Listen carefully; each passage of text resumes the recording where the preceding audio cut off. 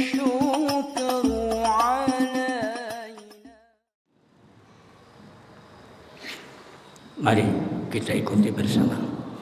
Bismillahirrahmanirrahim. Bismillahirrahmanirrahim. La ilaha illallah. Al-mawjud fi kulli zaman. La ilaha illallah.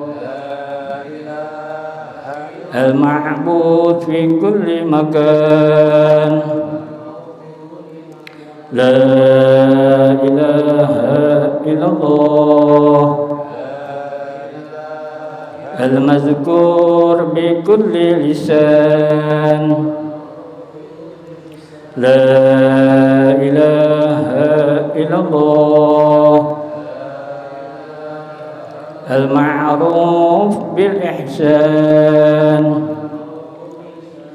La ilaha illallah. Kulla yawmin huwa fi sya'an. La ilaha illallah. Al-aman, al-aman min zawalil iman wa min fitnati syaitan. Ya qadimal ihsan, kam laka alaina min ihsan, ihsanukal qadim. Ya Hannan, Ya Mannan, Ya Rahim, Ya Rahman, Ya Ghafur, Ya Ghaffar. Ighfir lana warhamna wa anta khairur rahimin. Wa sallallahu ala sayyidina Muhammadin wa ala alihi wa sahbihi wa sallama. Al-Fatihah. A'udzu billahi minasy syaithanir rajim. Bismillahirrahmanirrahim. Alhamdulillahi rabbil alamin. Ar-Rahmanir Rahim. Maliki yaumiddin. Iyyaka na'budu wa iyyaka nasta'in. Ihdinas siratal mustaqim. Siratal ladzina an'amta 'alaihim ghairil maghdubi 'alaihim waladdallin.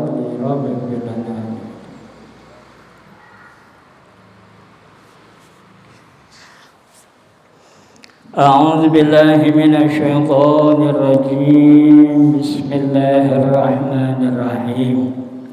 Qala al-mu'allif rahimahullahu ta'ala. Bismillahirrahmanirrahim. Wa kama qala fi Zubat al-alim al-fadil wa bahrul hamid Zut tahqiq Syekh Ibn Ruslan fi kitabih yaqul awwalu wajibin 'alal insani ma'rifatul ilahi bi istiqanin. Sebagaimana pada minggu-minggu yang lalu, karena kita sudah masuk di bulan Rajab, usai Rajab kita masuk di bulan Sya'ban dan beranjak Ramadan, sementara waktu kita tawakuf. Ta'zim wa takrim wa tashrif idukhuli Ramadan, maka kita persiapkan nilai diri, mentalitas di dalam tawajuhnya kita kepada Allah di bulan suci Ramadan. Karena dalam hadis kita sering mengenal dengan kalimat bahwa ar-raja'u syahrullah wa sya'banu li syahri Rasulullah sallallahu alaihi wasallam wa ramadhana li syahri ummati. bahasa kata Allah berikan kita lahan. Yang lahan itu senantiasa kita produk dengan cara kita bertanam. Terserah apa yang ditanam, istilah kata, kemudian perawatan dipupuk, kemudian diberikan sesuatu yang memang tumbuhnya pohon dalam keadaan subur dan berbuah hasil yang bagus, dan di bulan Ramadan itulah kita istilah kata panen. Menyikapi tentang diri kita sudah terlibat, kita sudah ngaku isbat dengan pengakuan bahwasanya kita adalah pemeluk di dalam syariat agama Islam. Bahkan di KTP, di KK, di nilai-nilai identitas kita yang lain, kita pun dinyatakan agama Islam. Ini udah sepakat ini bagi kita yang memang mengaku mengisbatkan diri sebagai penganut pemeluk agama Islam. Di dalam keberkahan bulan Rajab dan Sya'ban ini memang kita manfaatkan untuk kita mengenal la ma'bud bihaqqin fil wujudi illallah. Karena apa? Sebab sangat rentang sekali. Sangat rentang sekali, sangat memang benar jauh panggang daripada api.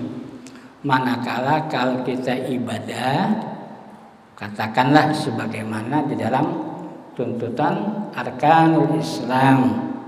Kam min arkanil Islam wa arkanul Islami khamsatun syahadatun alla ilaha illallah wa asyhadu anna Muhammadar Rasulullah. Kemudian wa iqamus shalah wa itauz zakah wa shaum Ramadan. Wa yang kelima adalah wal hikmah istata'a ilaihi sabila. Dengan adanya tentang diri kita sudah isbat, sudah berpihak, sudah ngaku bahwasanya saya beragama Islam. Kemudian kita ditanya, tuh ya.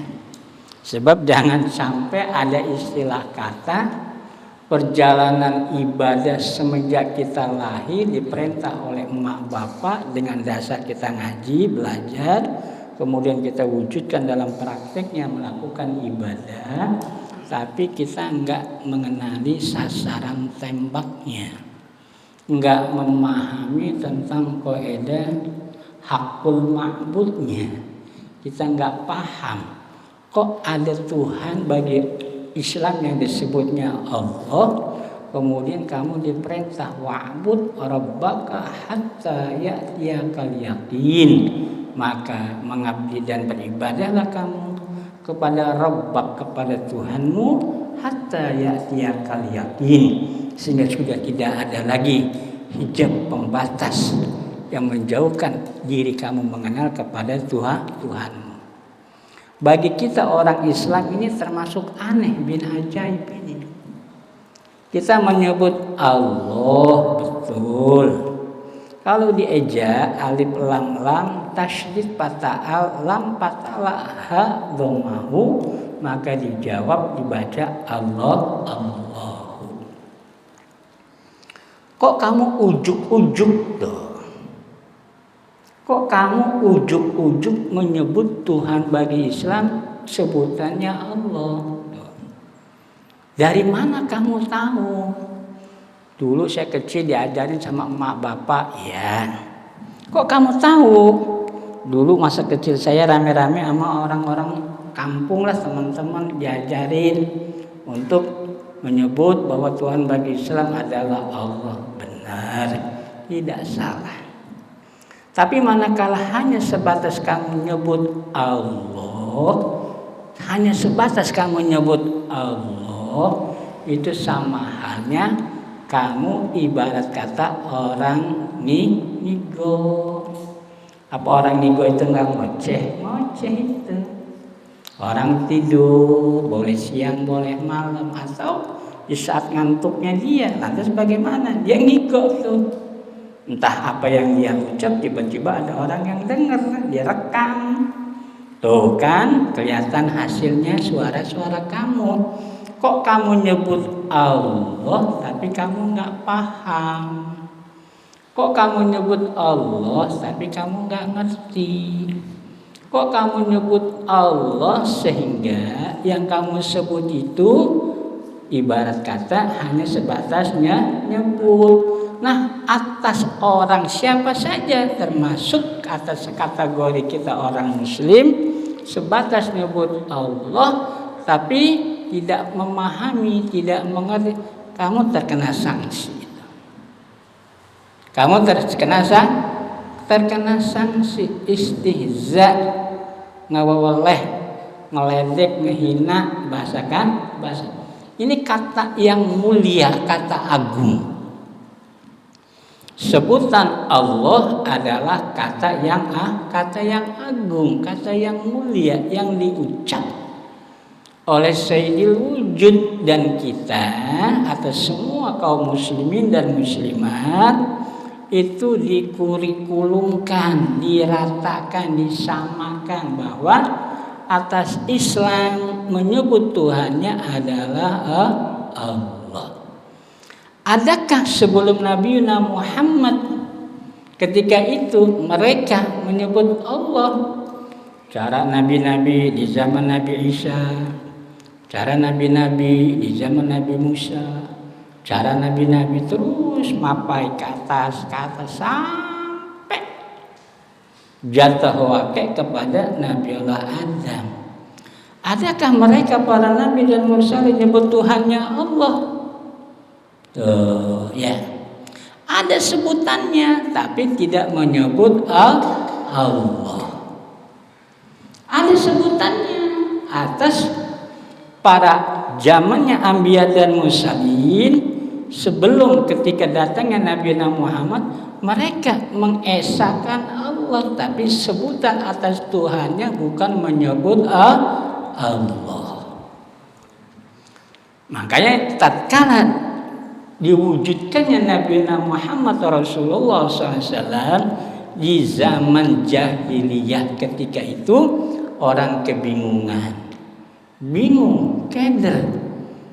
Ada sebutan penguasa jagat raya yang memang banyak orang menyebut terhadap Tuhannya, tidak menyebut Allah.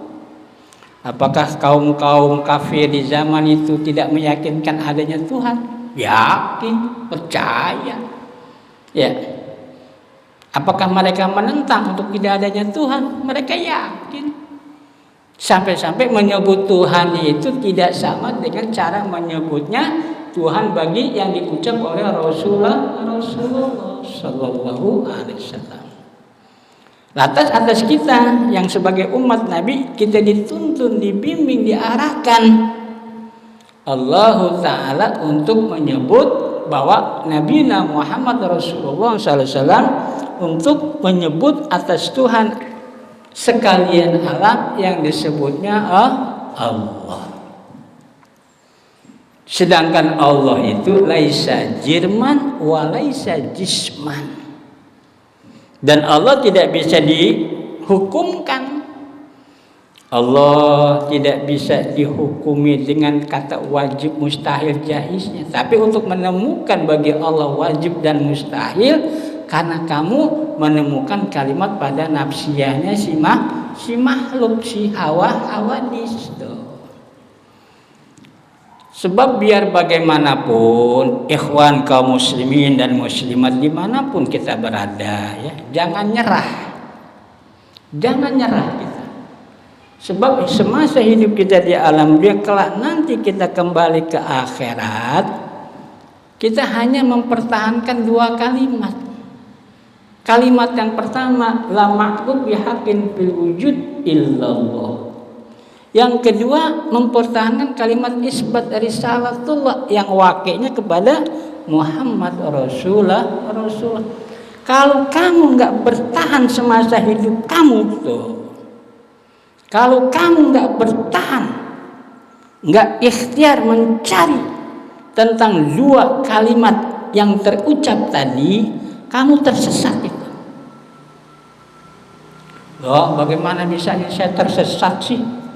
Saya kan orang Islam, mak bapak saya, kakek saya Islam, sampai-sampai kakek nenek moyang saya keturunan orang ulama, para kiai. Sampai-sampai emak bapak keturunan saya adalah kiai. Apakah iya saya harus selamat nanti di akhir tanpa karena gelar emak bapak saya itu? Perkara mengenai tentang hawadis, perkara tentang makhluk tidak melibatkan genetika, garis keturunan atau siapakah dia. Selagi itu, sekarang kita lihat nih, Abu Jahal gennya sama itu, sama Muhammad bin Abdullah, karena ayahanda Muhammad bin Abdullah namanya Abdullah bin Abdul Muttalib. Kakak beradik satu gen, secara garis keturunan satu gen, satu darah dengan siapa? Bahwa itulah Abdullah, Hamzah, Abdullah, kemudian Hamzah, Abu Talib dan termasuk Abu Jahal itu bapak kandungnya adalah Abdul Muttalib. Muhammad keponakannya, anak daripada Abdullah. Nanti kita akan kaji nih tentang perkara Siti Aminah, ya, melahirkan Muhammad seperti apa nanti nih. Sebab kalau kita salah konsep memahami tentang Siti Aminah ketika melahirkan Nabi Muhammad, nanti jatuhnya kita kufur, tuh, membatalkan nantinya tuh. Hati-hati, ini urusan iman ini. Urusan iman, nggak bisa upim pa'alaikum gambreng, nggak bisa itu ya. Ibarat kata tut murut muning ikutin yang kesana yang kesini, kita nggak bisa. Fastaqim, harus tegak lurus. Jadi kita kembali, ada sebutan Allah bagi Islam di zaman nabi-nabi sebelumnya menyebutnya bukan Allah. Tergantung bahasa yang mereka pakai, ada bahasa Ibrani, ada bahasa Yunani dan lain-lain bahasa sezaman itu, dan mereka menggunakan istilah dengan bahasanya masing-masing. Ketika di zaman Nabi Muhammad Rasulullah SAW, bahasa ucapan terhadap la ma'lum bihaqqin fil wujud itulah yang disebut dengan sebutan Allah. Hati-hati ini, jangan Allah dipakai ya maaf kata diobral, takbir lah, takbirnya di tempat daerah-daerah yang nggak mulia ya, istihza, nggak boleh menghina. Tapi yang mimpin wah si fulan orang tokoh, orang nggak dipandang dia mau tokoh kayak dia mau siapa kayak, ini ucapan agung, ucapan mulia dibawa oleh lisan yang agung, lisan yang mulia, yaitu Kanjeng Nabi Muhammad Rasulullah SAW.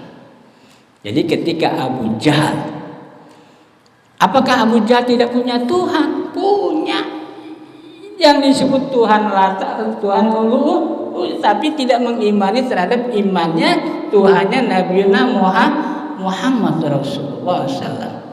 Lakum dinukum liwaliyadin, ketok palu. Kalau begitu Tuhan engkau dengan Tuhan kami beda, ya sudah pirok. Paman sama keponakan pirok. Lakum dinukum liwaliyadin. Penerapan lana amaluna walakum a'malukum. Nah kita era zamannya udah 14 abad lebih ini.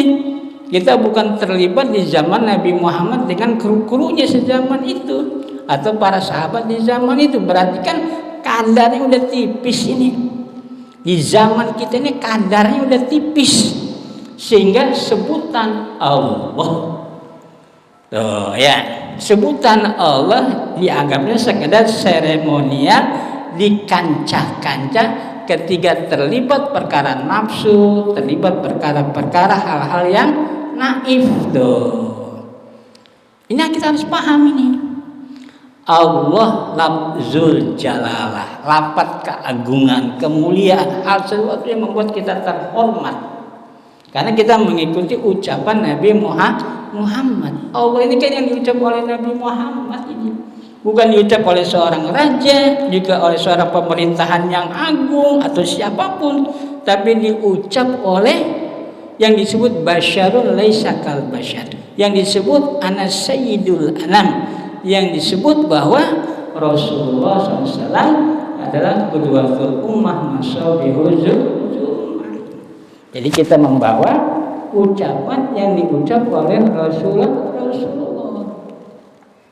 Jadi sekalipun satu gen cara Muhammad dengan ayahnya dengan saudara-saudara yang lainnya seperti Hamzah, Abu Thalib, kemudian Abu Lahab, tapi ketika sesuatu itu tidak bermuara dalam satu muara yang sama, maka firaq contohnya sudah digambar, yaitu Abu Lahab dengan Muhammad bin firaq itu lakum dinukum liwaliyadin, hanya sekedar pengucapan lafaz yang memang Tuhan bagi Islam yang diucap oleh Nabi kita adalah Allah, sedangkan di luar Nabi Muhammad termasuk Abu Lahab mengucap Tuhannya bukan Allah. Nah sekarang ya fulan ta'al, kelihatannya kamu pakai baju koko, pakai kopiah, pakai sorban, wah cakep udah, namanya anak santri ginding ya dengan penampilannya.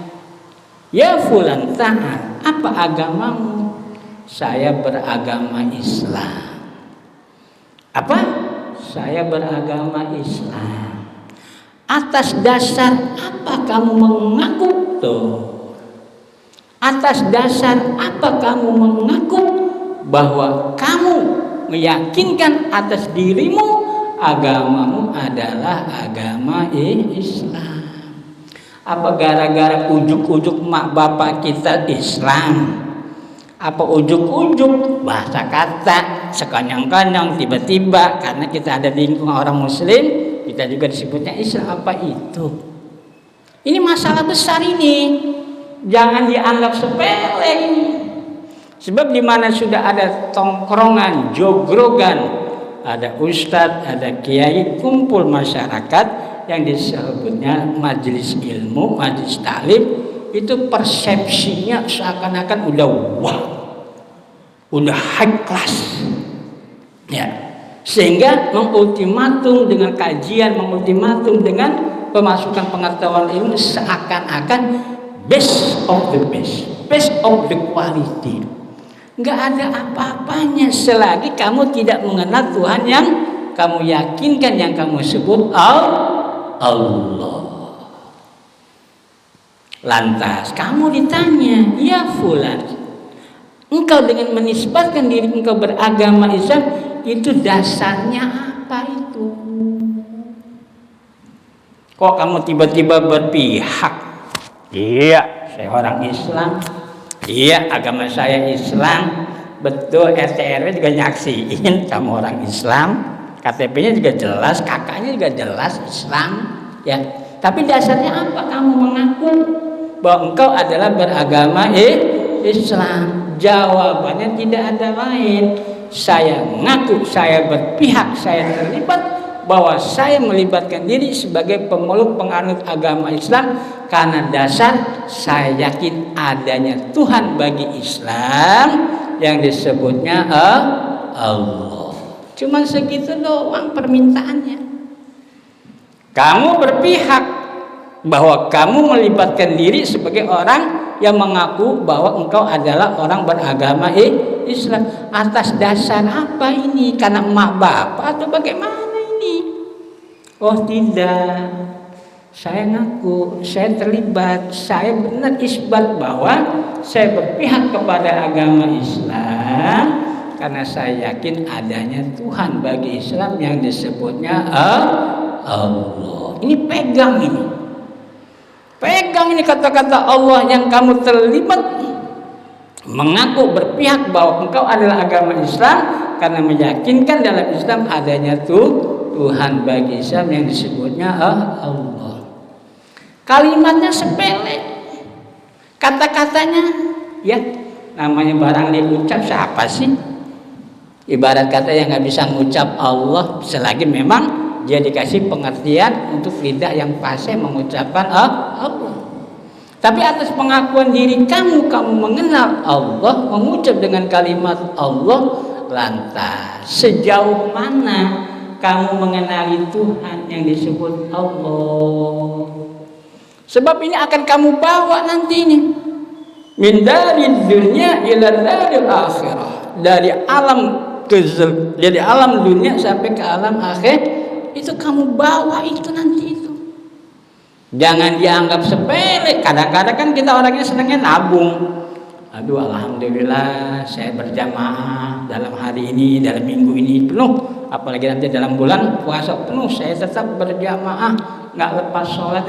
Bagus. Tapi manakala kalau kamu tidak paham dengan hakul ma'bud, itu bisa membatalkan itu. Bisa membatalkan. Kenapa? Setiap perkara rukun, adakah rukun tanpa syarat? Mustahil. Pasti ada. Ketika tuntutan, adakah rukun tanpa syarat? Bohong, pasti ada. Lantas yang dijadikan syarat utama kamu mengenali, melakukan tentang perkara rukun, kamu mengerti tentang paham pengertian Tuhan bagi Islam yang disebutnya Allah. Karena apa? Kamu diperintah wa'bud Rabbaka hatta ya'tiyakal yaqin. Dan nanti ada satu proses. Kalimat yang disebut, yang dilafaz Allah itu enggak ujuk-ujuk. Kalimat yang disebut Allah itu bukan karena semata-mata ujuk-ujuk Allah, tidak. Itu ada proses nanti untuk memahami jatuh waqi'. Untuk memahami jatuh waqi', terucapnya kalimat Allah hakul yakinnya, karena kamu nanti mengalami satu proses pengenalan, pemahaman tentang kalimat Rabbun, tentang kalimat Maulun, tentang kalimat ilahun. Rabbun, Maulun, ilahun itu adalah anak tangga untuk menisbatkan, menyembah terhadap la ma'bud bihaqqin fil wujud illallah. Ini benteng pertahanan ini. Benteng pertahanan, tidak menghiraukan kamu anak bangsa dari negeri mana, anak bangsa dari keturunan siapa, anak bangsa dengan kreativitas apa. Enggak mandang kamu jenderal, presiden, penguasa, pengusaha, enggak dipandang itu. Abang-abang saya big boss nih, punya anak buah 100 atau 1000, kemudian tidak memahami Tuhan yang disebut Allah bagi satu, kamu lolos ke akhirat, enggak menjamin. Aneh ini ya. Kan kadang-kadang kan kita begitu, kalau urusan birokrasi, wah ini orang-orang terpandang, orang best of the chain, best of the pulus, wah men lolos, men lulus ya. Tapi untuk kalimat begini nggak dipandang kamu. Hatta jenderal, hatta presiden, hatta raja, ketika kamu tidak memahami tentang la ma'bud bihaqqin fil wujud illallah, mamnu, tertolak dan ditolak. Apa nggak ngeri kita ini? Sampai-sampai oleh Nabi nggak dibatas. Utlubul ilma minal mahdi ilal lahdi. Nggak dibatas oleh Nabi. Lantas yang dikejar utlubul ilma minal mahdi ilal lahdi, ini kalimat yang bagaimana ini? Ngaji alif-alifan kita dari kecil udah ngerti tentang perukunan, baik bab wudu, bab sholat dan lain sebagainya sudah. Dan yang lainnya pun sudah. Apa itu masih dikorek-korek juga yang begitu-begitu? Kamu bukan orang dagang, kamu bukan orang petani, terlibat pengetahuan ilmunya urusan petani, urusan pedagang, kan nolak kamu. Aduh, Pak Ustadz, saya ini orang kantor, saya direktur, nggak ngurusin yang begitu-begitu. Ya, aduh Pak Ustadz, kenapa buka bab nikah sih? Saya udah nikah ini, malah nikah pertama bini saya meninggal, saya kawin lagi, ya, sama perempuan ting-ting, gadis ting-ting, ibarat kata perawan jekekan. Kok buka lagi bab nikah lagi? Memang mau berapa kali saya nikah? Dan lain sebagainya. Buka bab waris. Aduh Pak Ustadz, saya nggak punya anak, apa yang mau saya warisi tuh ya. Jadi perkara siapapun yang terlibat di dalam alam kehidupan bagi makhluk yang berwujud merupakan manusia, kamu terkena perkara itu tuh. Kamu terkena perkara untuk mengerti tentang kaidah zat wajibul wujud, dan ini menjadi benteng pertahanan. Selip kamu sedikit nggak geser, balaun azim, celaka buat kamu. Sedangkan sementara ini kita bertahan untuk melakukan syariah ibadah, kan kita bertahan untuk selamat. Ya, kita melakukan sholat, mencegah diri dari kemunkaratan, menjauhkan diri pada kemafsadatan, menjauhkan diri dari perkara yang haram, tapi kamu nggak mengenal tentang Tuhan yang kamu sembah, yang diajarkan oleh Rasulullah. Semua apa yang kamu lakukan dalam berupa wujud kebaikan, nantinya kamu keliru, membatalkan tentang kaidah artinya kamu terhadap Tuhan yang bukan disebut Allah. Apa di agama Nasrani nggak diajarin kebaikan? Para pastor ya. Kemudian pembesar gereja, apa nggak ngajarin tuh kepada kaumnya? Kan diajarin ya. Bahkan kalau urusan sedekah lebih getolan dia daripada kita. Ya, orang-orang gereja sumbangsi buat gereja itu ditarget satu kepala 5 juta umpama. Kalau kita kan apa kita? Yang ikhlas ngecepek 2.000 perak. Ya.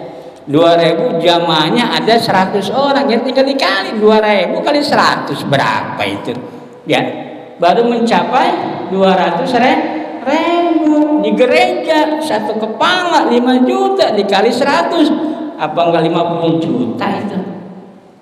Belum di agama yang lain, agama Buddha, agama Hindu. Memang para biksu ngajarin nggak bener apa ya, para biksu ya. Kemudian pembesar agama yang lain, apa mereka tidak mengajarkan yang baik? Diajarin, jamaahnya itu diajarin itu, tapi sebatas di luar Islam mereka tidak mengajarkan tentang pengertian Tuhan, tapi mereka mengerti tentang sebutan Tuhan. Terserah apa yang mereka sebut Tuhannya. Kalau kita diajarkan oleh Nabi untuk mengenal Tuhan yang kamu sembah, bagi Islam yang sebutannya Allah, dan ini adalah best of the best. Tidak ada harga mati, tidak ada nilainya. Ya, sampai-sampai surga nggak dinilai itu bagi orang yang sudah mempunyai tentang kalimat la ilaha illallah. Cuma kita kehijab.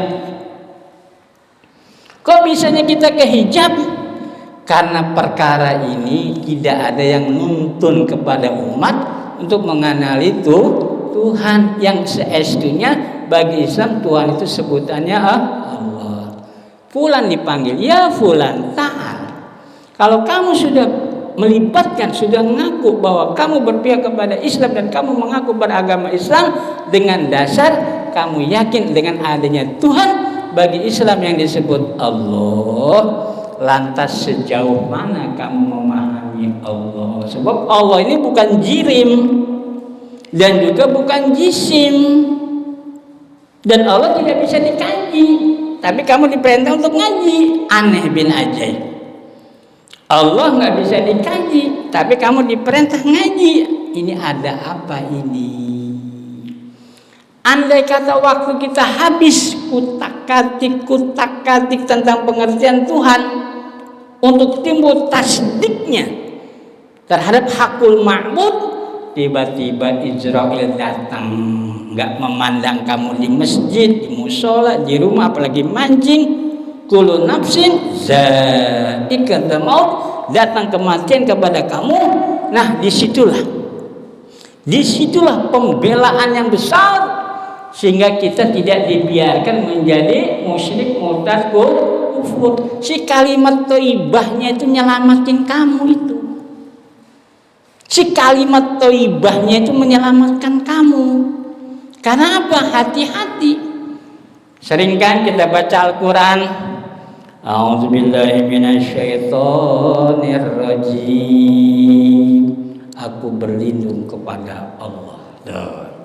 Minasyaiton, dari syaitan. Tapi aneh, ada kata-kata rojim di situ. Ada kata-kata rojim. Siapapun orangnya, siapapun pembesar dalam agamanya, kalau sudah menyebut syaitan pasti pakai rojim. Lantas ini rojim apa? Ini rojim ini. Syaitan itu tidak lepas, nggak ridho, nggak mau, sehingga atas kehidupan makhluk berwujudkan manusia, jangan sampai ini manusia terlibat diri, mengaku diri sebagai Tuhannya Allah, mengaku diri sebagai isbat risalahnya Muhammad Rasulullah, kita dibegal. Waduh, dengan segala cara, dengan segala upaya iblis syaitan supaya kita masuk dalam ranah dia. Kita asyik ini, keasikan bahkan ya, sampai kita lupa diri tentang keadaan untuk menyelamatkan diri kita. Coba kita tengok yang mau nyelamatin kita siapa sih? Coba kita pikir-pikir, kita tolak ada ya. Kita nazar, yang mau menyelamatkan kita siapa ini? Ya, aneh bin ajaib. Mak bapak masih ada, saudara kandung pun masih ada, paman-paman pun yang memiliki alibi jabatan tinggi sebagai direktur, sebagai jenderal, sebagai penguasa, sebagai hakim, sebagai jaksa, tapi urusan perkara ini lepas. Dalam perkara ini lepas. Manakala ada di meja hijau persidangan, baik pidana maupun perdata, itu masih bisa dikutak-katik untuk lolos, ya kan? Tapi kalau urusan perkara begini lepas, tidak ada yang terlibat untuk bisa masuk di arena itu, kecuali arenanya Rasulullah. Nah, si kalimat thayyibahnya itu menyelamatkan kita itu. Tak kenal maka tak sayang, tak sayang maka tak cinta. Kalau kamu sudah idrok masuk ke arena itu, nanti arena itulah menjadi kancah kamu di dalam keterlibatan imma kafiron wa imma mu'minan. Ada kamu lepas masuk dalam neraka atau kamu masuk dalam surga. Nanti si kalimat thayyibahnya itu yang nolongin kamu. Sholat kamu nggak bakal nolongin, puasa kamu nggak bakal nolongin, sedekah kamu nggak bakal nolongin di dalam urusan akidah. Karena itu termasuk arena muamalah, amal perbuatan. Nilai konsekuensinya kamu dikasih pahala. Nilai konsekuensinya kamu dikasih pahala, terserah. Mau berjamaah sholat, mau tidak, tapi ada nilai pahala manakala rukunnya benar, syaratnya cukup. Ya kan? Puasa pun demikian, haji pun demikian. Tapi untuk masuk di dalam arena keselamatan kamu, kembali lagi ke kalimat thayyibah. Ini benteng pertahanan, sudah barang langka ini kalimat untuk diaji, dikenalkan kepada masyarakat, barang langka plus aneh. Coba aja praktekin. Adakah satu kumpulan majelis ilmu membahas tentang kajian begini? Nggak ada. Toh andai kata ada, barang sedikit. Yang ada gembar-gembor nilai. Coba ada nanti dah bulan Ramadan besok. Menghadapi bulan Ramadan, coba gembar-gembornya apa itu? Urusan sedekah, urusan takjil, berjamaah, sampai qiyamul lail, bahkan tadarusan. Ini gembar-gembor di dalam perjalanan satu full bulan suci Ramadan. Tapi ada satu nilai keterangan hadis qudsi, wa saumukum wa ana ajzibu bi. Puasa kamu, akulah yang terlibat langsung memberikan nilai pahalanya, nilai konsekuensi. Kita aneh ini. Sebelum datang puasa kan kita sholat, sedekah, dan lain-lain amalia hasan. Kenapa masuk di bulan Ramadan timbul kata-kata wa saumukum wa ana ajzi'u bi. Akulah yang terlibat langsung dalam peranan puasa ibadahnya kamu. Aneh bin ajaib ini. Makanya ini kita kodok dulu nih dari bawah, cepret. Tuh. Supaya apa? Kalimat yang diucap dengan kata-kata a'udzubillahi minasyaitonirrajim, aku berlindung. Masa iya kita berlindung nggak ada perabotannya? Ya fulan, kamu berlindung dari apa supaya tidak terkena hujan? Saya pakai payung, Pak Habib. Ya betul. Berarti ada alat supaya tidak jatuhnya air membasahi tubuh. Ya fulan, hujan gede, berlindung kamu. Alhamdulillah saya ada di bawah suhunan. Tuh ya. Berarti ada alat pelindung. Ya fulan, hati-hati. Ada kejadian kaca berserakan, paku-paku berserakan, berlindung kamu pakai alas. Tuh. Ada yang pakai bakiak, ada yang pakai sepatu pantopel, ada yang pakai swallow, macam-macam. Ya, itu alat pelindung. Nah, sekarang kamu ditanya, ya fulan, manakala engkau berlindung kepada Allah, buat apa alatnya? Masa iya berlindung sama Tuhan gak pakai alat? Pakai isim alatnya itu, ya, pakai isim alatnya.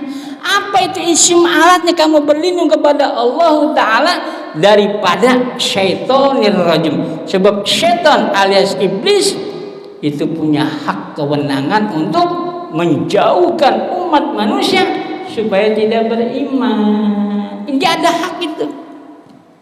Ya. Kenapa? Secara hak vetonya Allah Ta'ala dia diberikan kebebasan untuk menggoda, meracuni segala macam upaya hamazatis syayatin. Itulah tipu daya muslihatnya syaitan alias iblis. Cuman kita asyik ini. Kita kan di dalam masjid, masa iya sih masjid kemasukan itu sama syaitan? Coba aja sendal kamu diterakin, fulan sendal kamu ada yang nyolok, apa kamu nggak teriak di dalam masjid itu? Kurang ajar tuh, ya.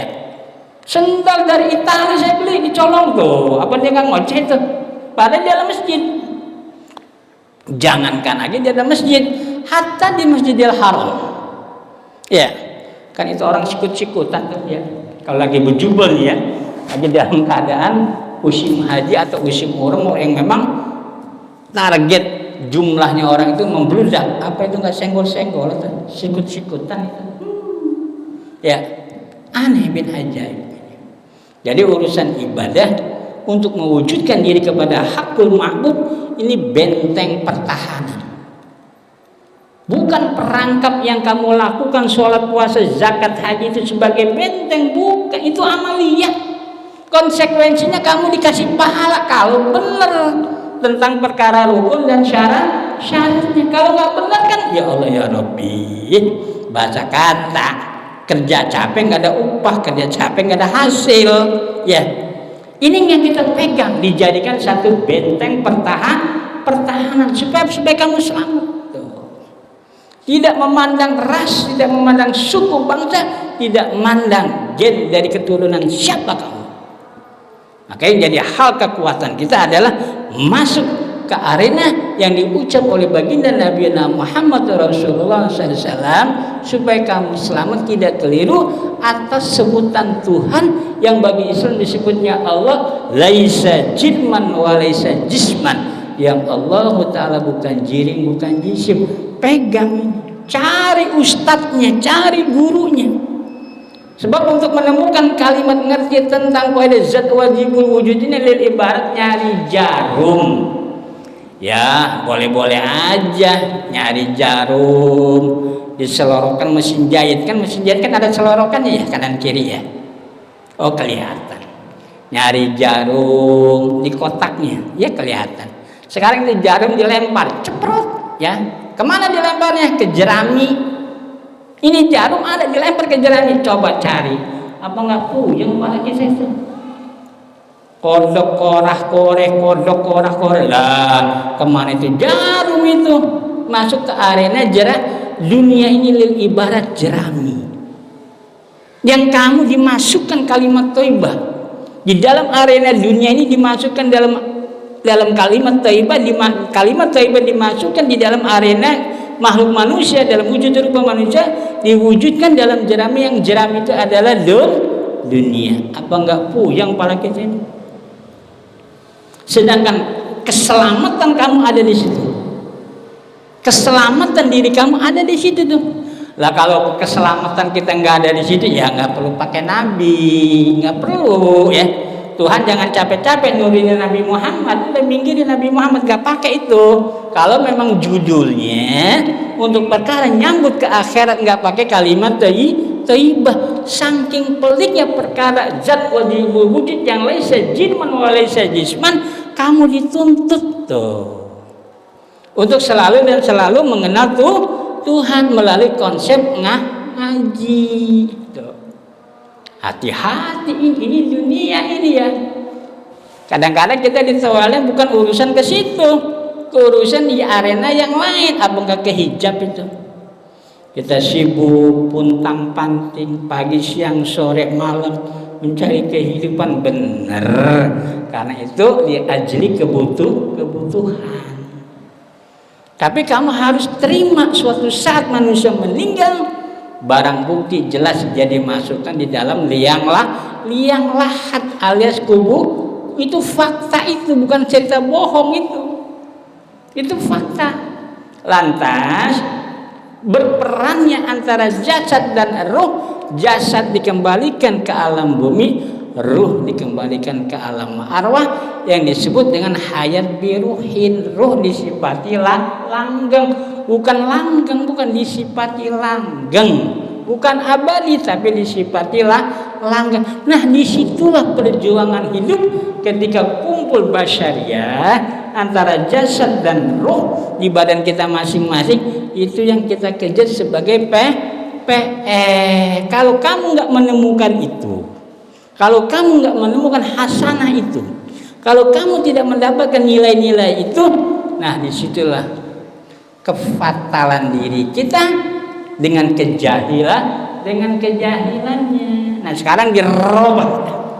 Bagaimana cara merubahnya? Tetap kaidahnya cuma satu. Dudukkanlah diri kita supaya kita mengenal, memahami tentang zat wajibul wujud. Cari ustadznya, cari gurunya sampai kamu didudukan untuk ngerti. Itulah guru sejati. Kemarin kan sudah kita terangin emak bapak yang sejati. Coba anaknya ditewel orang, ini anak bandel, jangan-jangan anak setan kali ini ya. Mak bapaknya nggak dengar, apa nggak ngoceh tuh mak bapak, kurang ajar, lu yang setan, lu yang iblis, lu yang gondoru, anak gua disebut setan tuh ya. Berarti ini mak sejati. Lantas kamu ketemu guru ngaji tuh, ayeuna ngaji alif bata umpama, diajarin kerukunan, cara wudhu, cara sholat dan lain sebagainya. Betul. Kamu diajarkan tentang masalah kedudukan hukum dalam tijarah, betul. Apakah itu yang dijadikan kamu sebagai guru yang sejati? Bukan. Jangan keliru. Kata-kata guru mungkin dalam kehidupan masyarakat kita luas ada yang disebut ustadz, kiai, muallim, ya, abuya, romo dan lain sebagainya. Yang kategori disebut guru sejati yang bisa yang bisa mengangkat kamu dari kezulman, yang bisa melepaskan kamu daripada musyrik, murtad dan kufur. Coba lihat bagaimana macan. Kita masuk ke arena safari ya di puncak Bogor atau di Ragunan atau di alam terbuka. Kita lihat itu macan. Wah, gagah kan ini macan. Ada macan kumbang, ada macan loreng, macan tutul, ada singa, macam-macam. Namanya macan ya. Adakah cerita bahwa macan itu makan anaknya sekalipun buas? Nggak ada ceritanya. Itu macan makan anaknya. Nggak ada cerita. Coba lihat macan lagi tidur. Ada bos besar. Apa kata bosnya? Fulan, saya kasih kamu 1 miliar. Cabut itu kumis macan yang lagi tidur. Coba. Ya Fulan, kata bos yang besar nih, big boss. Duit ada 1 miliar, gede, betul. Cabut itu kumis macan yang lagi tidur. Waduh, nyerah dia. Aduh bos, sama aja bunuh diri saya. Nyabut macan ketika macan dalam keadaan tidur. Ya, Waduh, arti ini mah sama aja bunuh diri kalau nyabut kumis macan. Terakhir, perhatikan itu macan. Biar kata dia tidur. Tuh. Si macan, biar kata dia tidur, entah di siang atau di malam hari, biar kata matanya merem. Bagaimana buntutnya? Ceplak, ceplek, ya. Di buntut macan ya. Coba perhatiin, ya. Di acara flora fauna yang memang di shooting, diambil gambar dalam keadaan macan tidur, itu buntutnya begitu tuh, ceplak, ceplek. Padahal dia lagi rebah, lagi tidur, buntutnya tidak diam.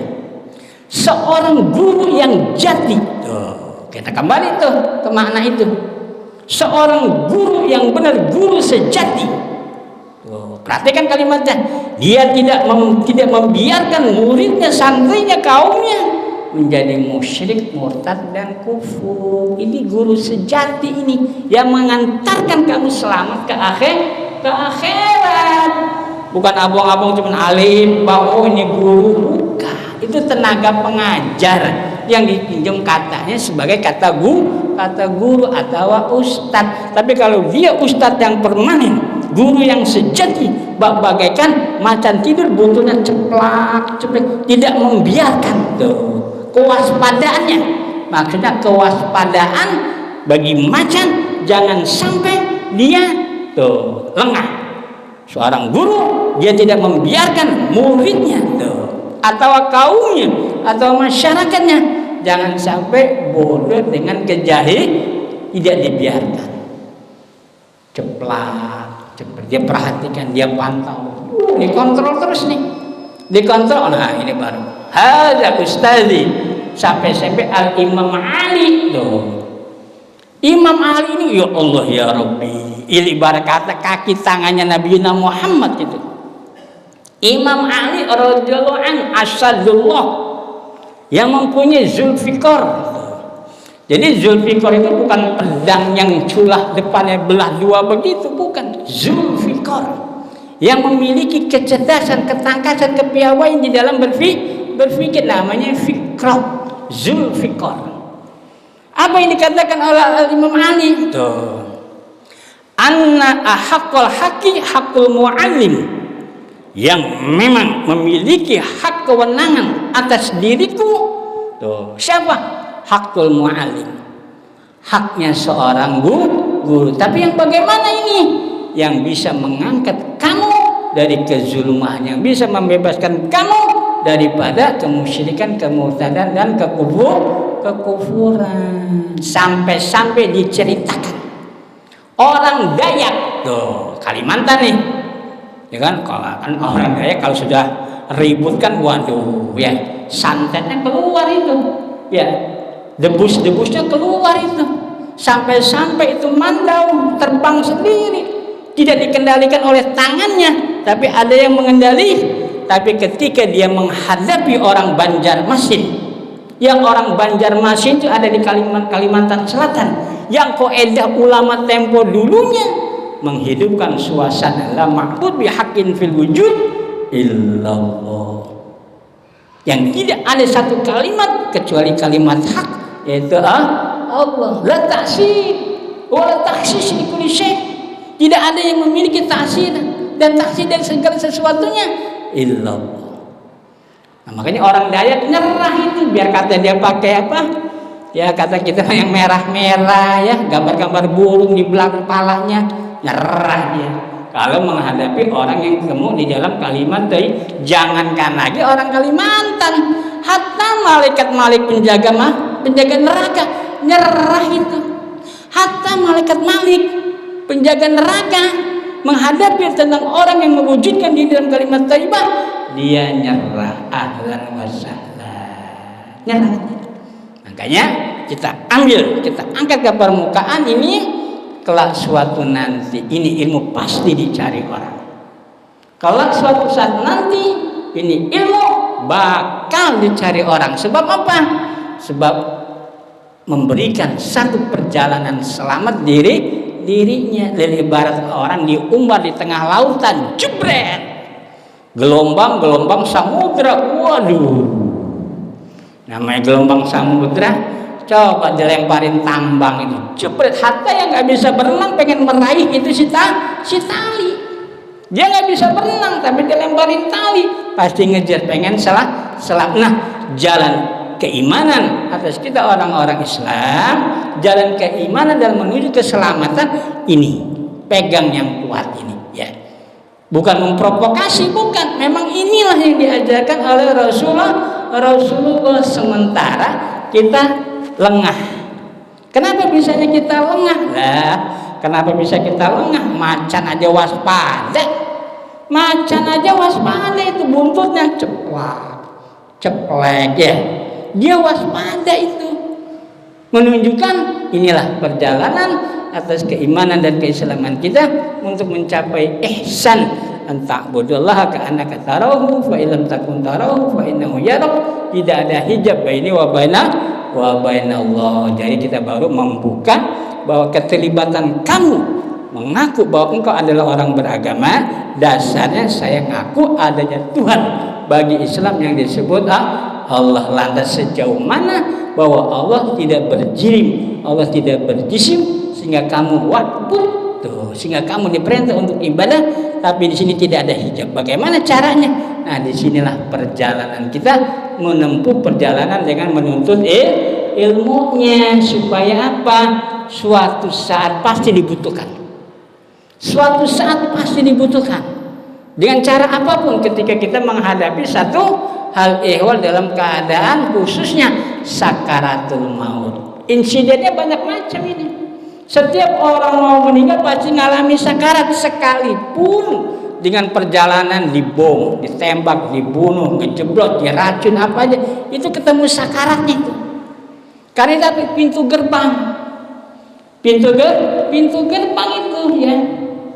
Bahwa sakarat itu merupakan pintu gerbang menuju arah kematian. Kalau kamu nggak memahami tentang kalimat begini, sama aja kamu bunuh diri. Ini barang langka. Pengetahuan seperti ini adalah barang langka. Insya Allah pertemuan di minggu ke depan masih kita lanjut sampai ke nanti kita memahami seperti apa Siti Aminah. Tuh.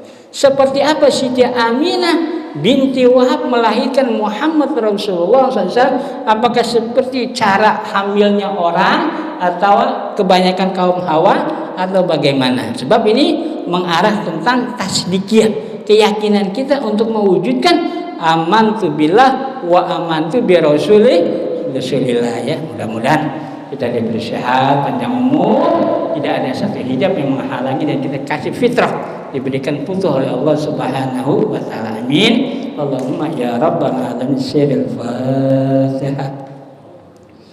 Bismillahirrahmanirrahim. Alhamdulillahirabbil alamin. Arrahmanirrahim. Maliki yaumiddin. Iyyaka na'budu wa iyyaka nasta'in. Ihdinas siratal mustaqim. Siratal ladzina an'amta 'alaihim ghairil maghdubi 'alaihim waladdallin. Ya Rabbi haqqil Fatihah. Basil Fatihah di karamatul Fatihah. Allahumma ya qadiyal hammi, Allahumma ya kashifal gham, Allahumma ya man li'abdi yaghfir wa yahdina fil bali Allah ya Rabbil alamin ya Rabbil alamin. Allahumma iftah lana ya Rabbal futuh wa ridha wa rahmah. Allahumma alim an-nafi' waghfir lana waghfir lana ya Rabbi husnul khatimah ma'alufi wal 'afiyah salil 'aqibah. Allahumma hdina bihudak waj'alna mimman syari fi ridhak wa la tuwallina waliyan siwak wa la taj'alna mimman khalafa amru 'asak. Hasbunallahu wa ni'mal wakeel. La haula wa la quwwata illa billahil 'aliyyil 'azim. Rabbana ya karim atina fid dunya hasanah wa fil akhirati hasanah wa qina adzabannar. Wa sallallahu ala sayyidina Muhammadin nabiyil ummi wa ala alihi wa sallam. Alhamdulillahi rabbil alamin. Assalamu alaikum warahmatullahi wabarakatuh.